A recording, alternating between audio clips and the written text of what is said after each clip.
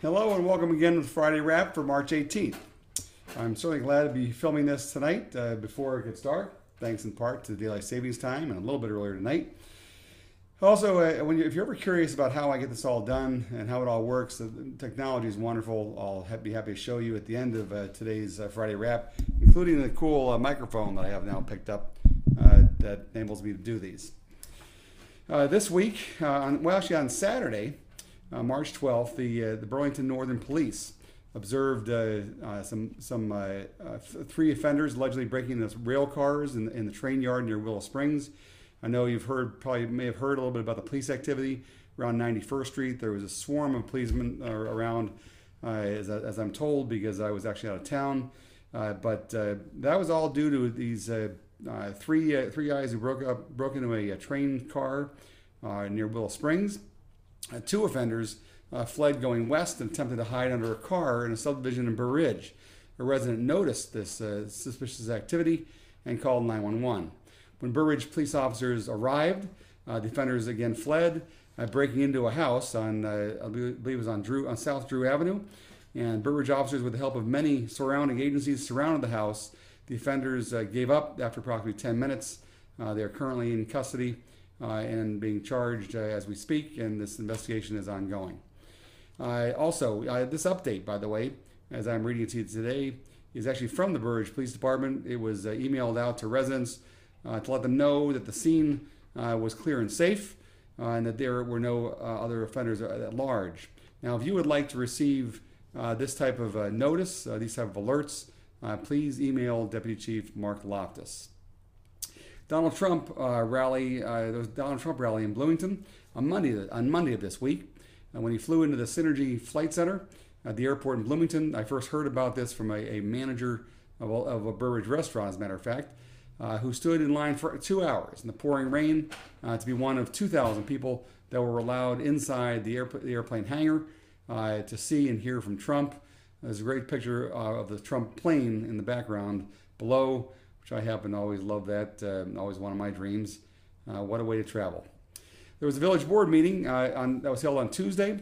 This was due largely to my being out of town. All items were on the consent agenda, with the exception of the awarding of a landscape contract. Also, ComEd, Commonwealth Edison, also made a presentation about the upcoming installation of their smart meters. The Illinois primary was held this week, and the top three candidates in Illinois for president were Donald Trump with 38.8% of the vote. Ted Cruz got just a little over 30%, and Governor John Kasich at the 19.7%. For the record, I woke up in Las Vegas on Sunday with a prediction that Donald Trump would be our next president. Now that's only significant in that I was right the last time when I guessed it correctly back in 2008, about the same time during the primary season. And every once in a while we all have those little epiphanies. This week I also went over to the I-55 Managed Lane Project meeting. They held a special meeting for local officials, residents, and stakeholders on Wednesday at the Holiday Inn and Countryside. That was now the recommended or preferred alternative is what they're recommending is the addition of an express toll lane called ETL, in which passengers would be able to access after paying a toll. They are also proposing several noise walls to be constructed, including one on the north side of I-55 from Harvester Drive to Garfield Street. Now, all stakeholders are invited to a noise forum on Wednesday, April 6th, and from 5:30 to 7:30 p.m. at the Burr Middle School to ask questions and render opinions. Ultimately, this will go to a vote, and I will provide more information as it becomes available. Just as an FYI, from what I can tell, it's not an exact science, and there are some pros and cons to it. Matter of fact, the walls would be 12 to 16 feet in height, and some studies have shown that the noise actually gets louder after they're installed approximately 500 feet away from where they're being installed.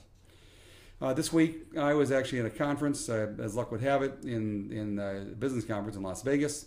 Though I'm not a gambler, I do happen to like the lights and the energy, though not the theme, I think, of the city. But to see old friends, including the piano player at Bellagio named David Osborne. If you ever get a chance to stop by there, he is actually absolutely incredible and has played for, I think, every president since Ronald Reagan. He is here. Also are two links in this email. I thought you might like. The first is a great rendition of the national anthem, which was at this LAMP conference I went to at the Caesar's Palace, as well as one of the Pitbull, who was actually shooting a music video in the fountains of the Bellagio for his song "Bad Man," which is pretty cool to be there. So, as I mentioned, I'll show you real quick what this all looks like. We have of course, we have a little cool little microphone here. I'll disconnect it. I was able to get a new stand recently, which is kind of neat, and able to actually get a little stand where I was able to set up the telephone, or set up my telephone in this case, and sometimes a laptop computer in order to be able to do this video, which is a lot less expensive than it used to be, but certainly still a bit of an investment. In any case, I'm glad you're able to join me. Thanks again. It's a wrap.